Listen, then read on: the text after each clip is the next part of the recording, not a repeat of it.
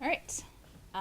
So I am talking about digital humanities, or DH, in case you're not familiar with the acronym, uh, in the classroom. But first, I'm going to give you a bit of background. How do we define digital humanities? There are many, many, many definitions floating around. Sorry, is that better? All right. How do we define digital humanities? There are many, many, many definitions floating around on the web, and I tend to take the broader view of what digital humanities is. So, at its most basic, it is the intersection of humanities scholarship and technology, which, of course, has a lot to do with what we talk about here at VuStuff.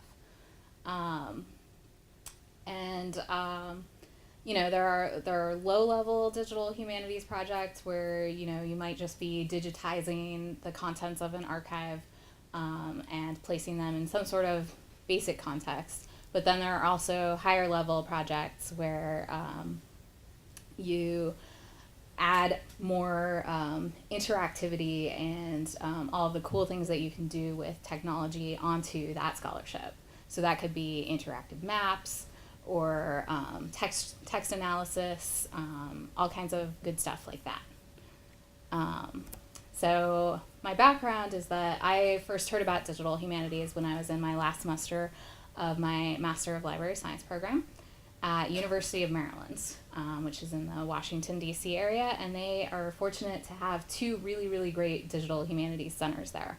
At the University of Maryland itself, there's the Maryland Institute for Technology and the Humanities, or MITH, and then at George Mason University, there is the CHNM, the Center for History and New Media. So I was really excited when I heard about digital humanities because it combines a lot of things that I really like: humanities scholarship and cool technology things. And then I got the job here at Villanova and I came to Philadelphia, and there were no digital humanities centers and no digital humanities at all, really, at that time when I arrived here in 2010. But I met up with some other librarians and archivists and museum folk in the area, and we were all interested in bringing digital humanities to the Philadelphia area and the Delaware Valley. So what we did first was we ran That Camp Philly, which was an unconference, and our first one was in 2011, I think. And we just had our third one this last month in September. So then from that, last year in 2012, one of the discussions that we had at That Camp Philly was what to do besides of that camp for bringing digital humanities to Philadelphia. And so from that, we grew the Philly DH community, which is now the parent group of That Camp Philly and other awesome digital humanities events in the area. And then I also decided that I should try to do something about bringing digital humanities to Villanova specifically. So last fall, I started the Aurelius Digital Humanities Initiative here in the library, and it is me and David Uspel. And we have absolutely zero resources allocated to this project other than what Dave and I are able to carve out of our time from other projects. And we both have many projects. So last fall, I hosted a digital humanities brown bag lunch, and there were two people who came who were not employed by the library, and it was very sad. Um, but I didn't let that stop me, and so I proceeded and just tried to keep getting the word out and finding other like-minded digital humanities people. Met some faculty, new faculty, and faculty who'd been here for a while who are interested in digital humanities. And then in the spring semester, we had a more formal launch party for Aurelius, and there were about 50 people who came to that from the Villanova community and also from some of our neighboring institutions. So that made me a lot happier.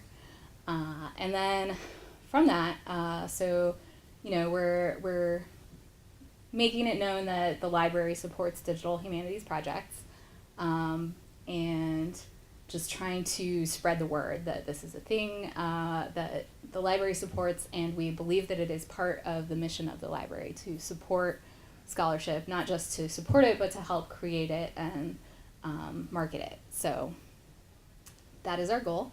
And we now have 2 projects that we're working on this semester, and they both are projects that involve us bringing digital humanities tools into the classroom, which I'm really extra excited about because I think it's really important to get these tools into the hands of students because they will be the new scholars in a few years. So one of the classes is Spanish 3412 with Dr. Chad Leahy, and the title of this class is very long and in Spanish, which I will translate for you. It is the book that you are reading did not start that way. Practical introduction to editing text in a digital era. So what the class is doing is they're creating an online scholarly edition of a manuscript that was in our special collections, and we had digitized several years ago already. So it's in our digital library. They are transcribing the text right now is what that's their homework assignment for the first half of the semester, is to transcribe every single page. It's not a very long book. It's only about 130 pages, I think. So they have groups of 2 or 3, and then each group is assigned a set of pages each week that they have to transcribe. It's also very nicely written. It's a very clean copy. There are a few weird things because it's older, so there's it also is not just Spanish, but it also contains some words in Quechua.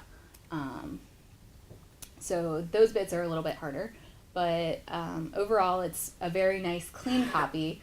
It's not something that had like stuff spilled on it or anything. But the thing about this text is that we really, in special collections, we have no provenance information for this, so we know pretty much nothing about this. So we're hoping that by having the class look at it closely, we'll learn at least some things about it. So for instance, when was it written? It has these postcards and stuff, photographs, and also some hand drawings that have been pasted in, but and the first page has a photograph of landscape that has some sort of like telephone wires or electrical wires or something. So obviously that is late 19th, early 20th century. But it's possible that the text itself is older than that, and maybe it was copied from another source without attribution and put into this nice album. So we'll see what they find out when they're looking at it. And so then once they're done transcribing it, which they will be in a couple of weeks, then they're going to go back and read it all over again, make sure it all looks good and makes sense. They're also doing some light annotations as they go through, doing some footnotes to make a few notes to put the text into some sort of context. And then at the end, they're going to get together and collaboratively as a class write a scholarly introduction to this text.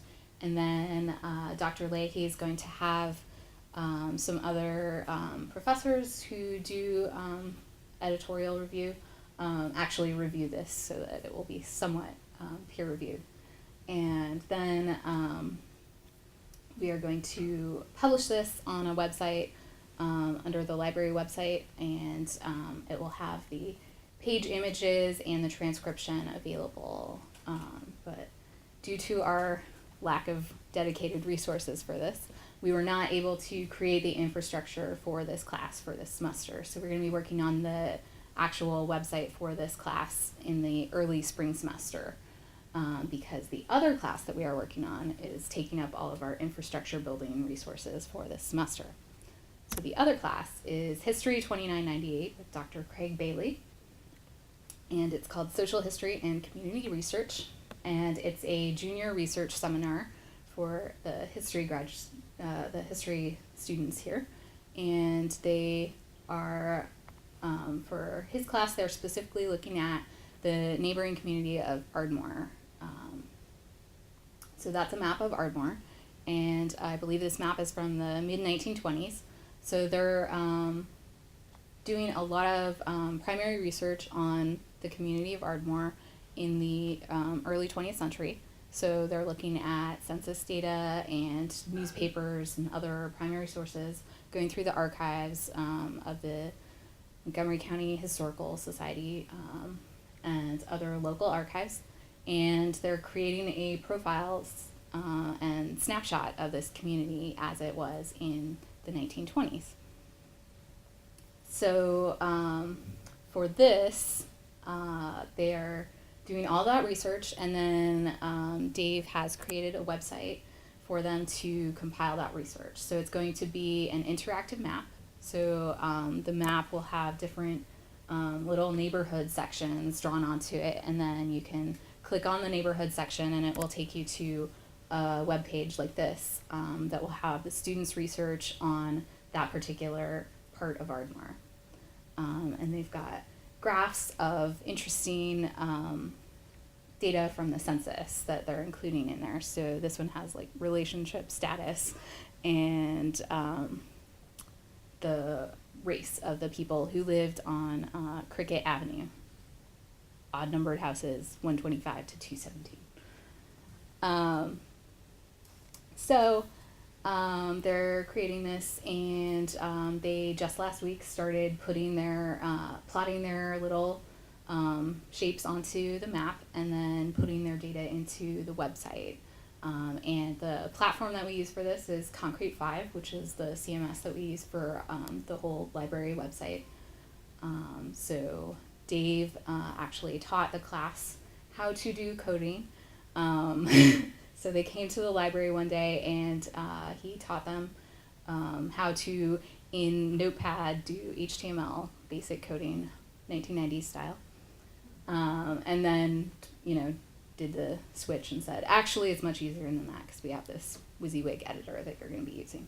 But they were really excited about it, and it was really good to see them actually interested in the coding behind the website. So that was exciting. And then Dave said that the appointments that he had with them to start entering their data last week went really well.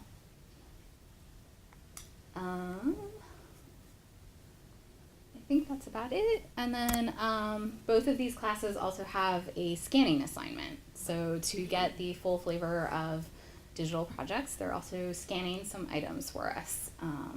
So the history class is scanning issues of the Ardmore Chronicle, which is the newspaper from Ardmore. So they'll be scanning some issues from the early 20th century and adding that to our digital library. And then the Spanish class, the text that they're working with obviously had already been digitized, so we're having them help us with a different project, but still in Spanish. So we're having them scan these Los Dramas de la Guerra, which is a fictionalized account of the First World War that was written around the time of the First World War, so 19-teens. And that is from our international dime novel collection because everything is related for us. I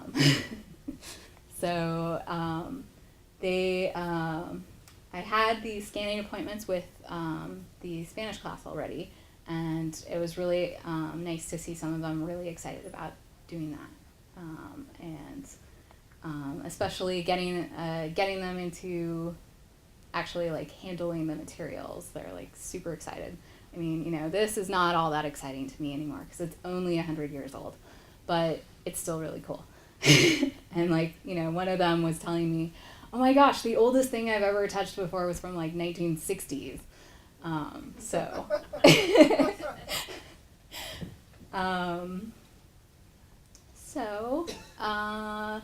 That's about it. That's an overview of our projects so far. We are going to plan to have launch parties, formal launch parties, once we get both of these projects all prettified, so sometime in the spring semester. And that's about it. But it's another example of how we can actually start doing stuff when we don't have very many resources. So, just starting and showing that this is a good idea, showing that there is interest in digital humanities projects here on campus, so that perhaps in the future we can get some actual resources dedicated to these projects.